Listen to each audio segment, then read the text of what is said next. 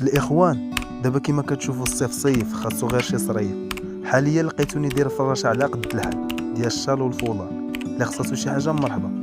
ولكن بلاتي حبس كيفاش حتى جاتني الفكره من بعد ما سالينا الامتحانات.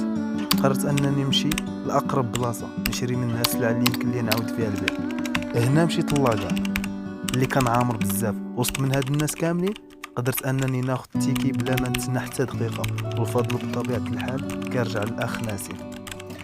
وهنايا اختاريت هاد المحل اللي تقديت من عنده شويه ديال السلعه، حيت تقريبا هو الوحيد اللي دار معايا ثمن زوين. ما بقى ليا الا نمشي نخرج الفلوس اللي كنت خليت من المنحه.